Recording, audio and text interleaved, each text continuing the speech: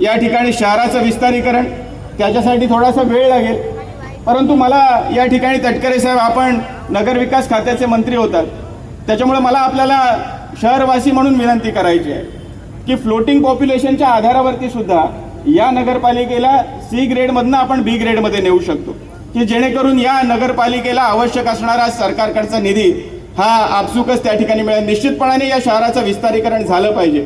Dumping ग्राउंडचा प्रश्न गेले अनेक वर्ष प्रलंबित आहे, तो सुटला पाहिजे. वेगवेगळ्या विषयाला चालना देत असताना रोजगाराच्या संधी उपलब्ध झाल्या पाहिजेत.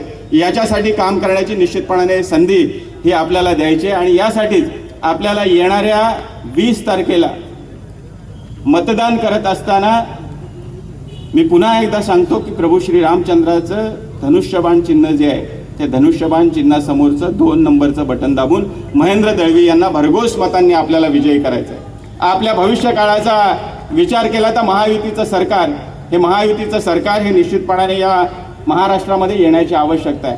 आपल्या सगळ्यांनाच माहिती आहे की एक संवेदनशील सरकार ज्यावेळेस काम करत असतं त्यावेळेस संवेदनशीलपणाने त्या ठिकाणी लोकांच्या प्रश्न सोडवणुकीच्या दृष्टीने सुद्धा वेगवेगळ्या योजना आणल्या जातात आणि त्या योजना आणत असताना लाडकी बहीण, महाराष्ट्राच्या मुख्यमंत्र्यांनी आणलेली मुख्यमंत्री माझी लाडकी बहीण योजना, ही योजना इतक्या मोठ्या प्रमाणावरती महिलांना त्या ठिकाणी स्वावलंबनाकडे घेऊन जाणारी योजना, त्या ठिकाणी महिलांना, माझ्या माता भगिनींना प्रतिष्ठा देणारी योजना आणली आणि या योजनेवरती सुद्धा संशय घेण्याचं काम महाविकास आघाडीच्या नेत्यांनी केलं.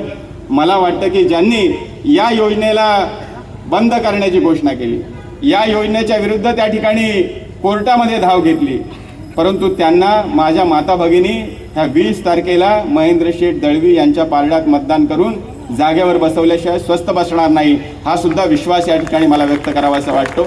मी या सभेच्या निमित्ताने आपण सगळेच जण अतिशय कमी वेळामध्ये जमलात त्याबद्दल आपल्या सर्वांचे मनपूर्वक धन्यवाद व्यक्त करतो. पुन्हा एकदा महेंद्र दळवी यांना आपण विजयी करायचा निर्धार या ठिकाणी करूया एवढंच आवाहन करतो आणि थांबतो. धन्यवाद. जय हिंद, जय महाराष्ट्र. धन्यवाद.